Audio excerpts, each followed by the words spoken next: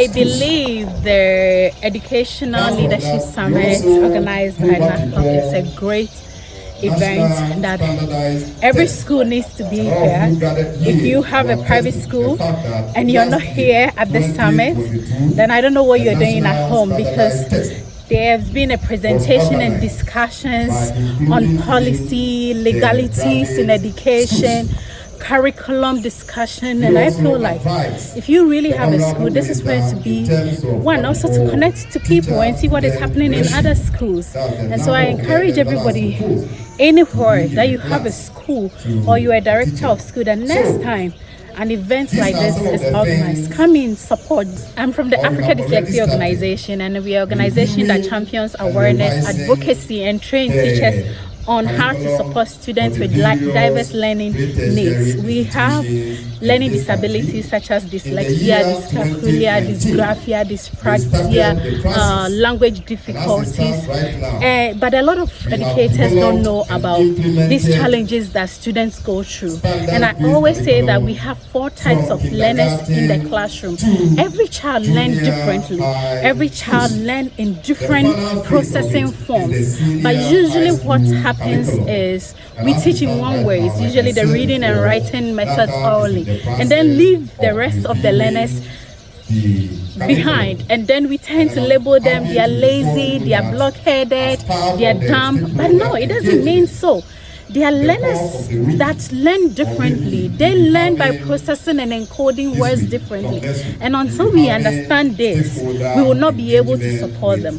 Secondly, if you understand even the issue of learning disability, do your teachers or are your staff equipped to support students with diverse learning needs? And so my presentation today was as a call to action for every school to have their teachers trained on learning disabilities, so that you are aware of. I always say that when it comes to disability in general, we are thinking about the physical disabilities such as blindness, deaf, or somebody who is disabled or something.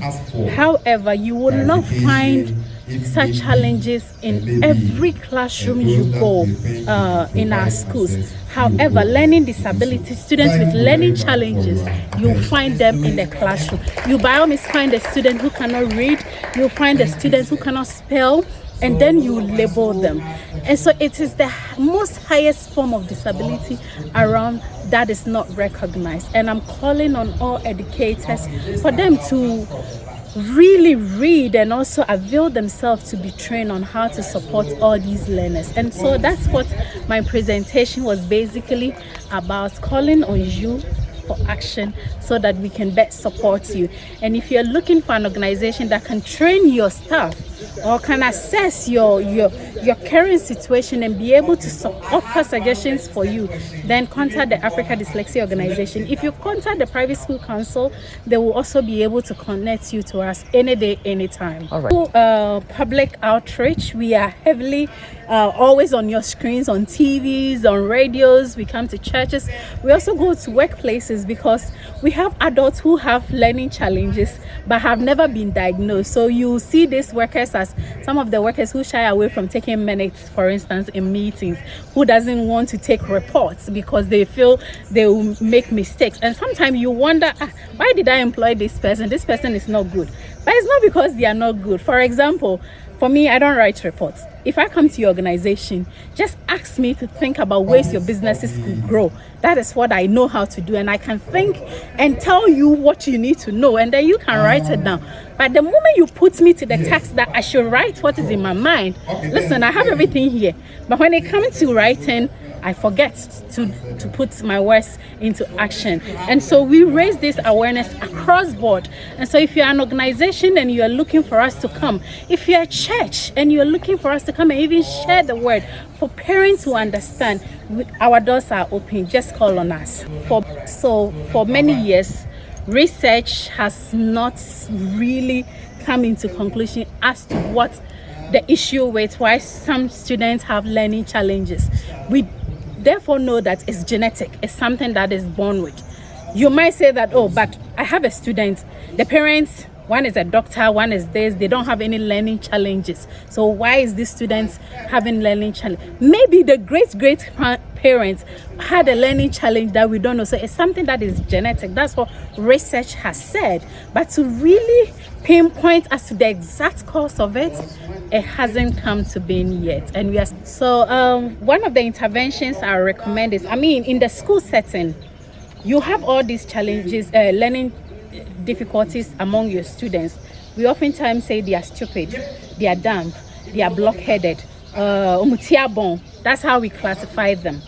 And so the schools don't know themselves. So the first step is really getting all your staff to know about learning disability and understanding that there are students who have these challenges, who may have these challenges. I'm using the word may because I don't want anybody to go and label somebody's child, oh, you may be having dyscalculia or you have dyslexia.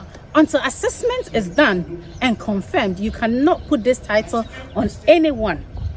Secondly, once your staff kind of know the foundational information about learning disabilities, from that group you will find the teachers that are really touched. They have the passion, they have the patience, they have the time that they want to invest in their knowledge and skills so that they're able to support diverse learners. Then you, the school, invest in having them trained, invest in having them certified so that they can teach the children very well. Not just one teacher, not just two teachers. You need to have a couple of them in all levels so that they can work together to support, because it would be unfair to have a teacher supporting from preschool stage and then you go to junior high school stage, you don't have anybody supporting them. You go to high school, you don't have, even university, you don't have. So it's like a chain. It has to be continuum. So there are different forms. We have the Arthur and Gillingham teaching approach, which is highly based on the multi-sensory approach of learning. When I say multi-sensory, you're taking in account all the 4 types of learners. So the visual learners, the kinesthetic learners, the reading and writing, the auditory learners, you're taking in consideration of all of them. So when you meet a student like that, you have to explore all these different forms of instructions. Then you can then notice that, oh, Amma learns best in practicals, using her hands, visuals. Then you can determine and then match it up with their individualized education plan and support them.